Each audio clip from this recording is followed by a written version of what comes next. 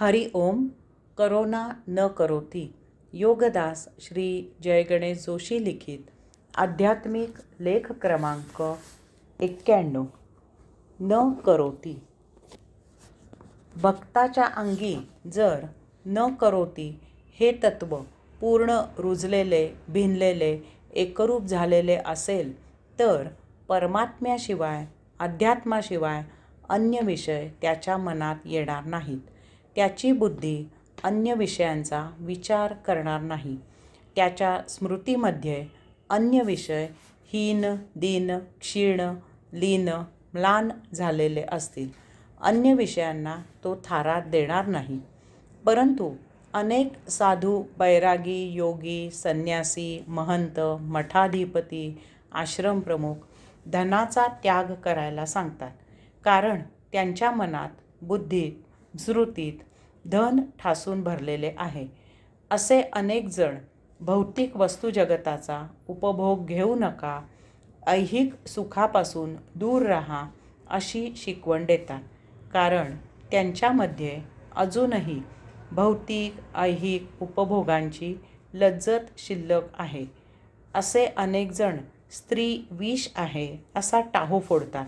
कारण ते स्वतः कामना, वासना विसरू शकत नाहीत. ज्याचा जितका जास्त विरोध, दुस्वास, निषेध केला जातो त्याचा तितका रस, स्वाद, रुची, लज्जत आत ठासून भरलेली आहे हेच सिद्ध होते. नाहीतर अशाबाबत वाच्यताही करायची गरजच नाही.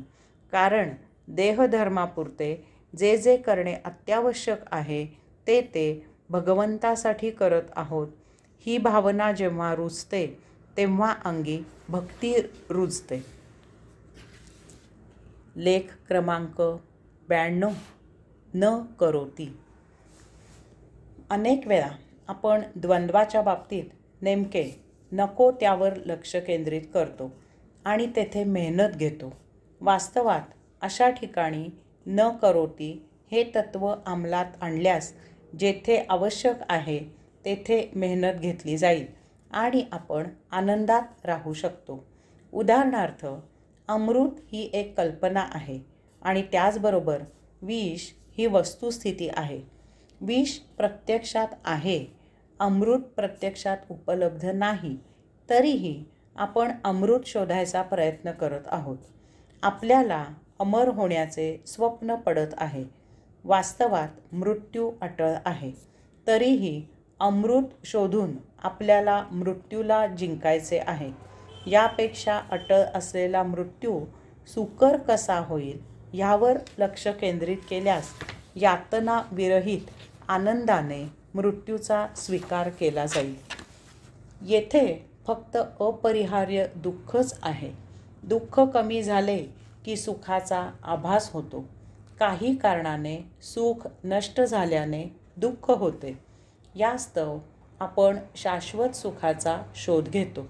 यापेक्षा दुःख सुसह्य कसे होईल यावर लक्ष केंद्रित केल्यास यथा कालावधी आपण दुःखामधून दूर होऊन सदा आनंदात राहू.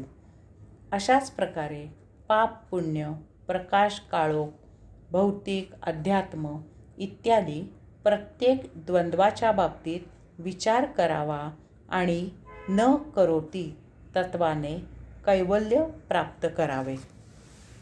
हरि ओम.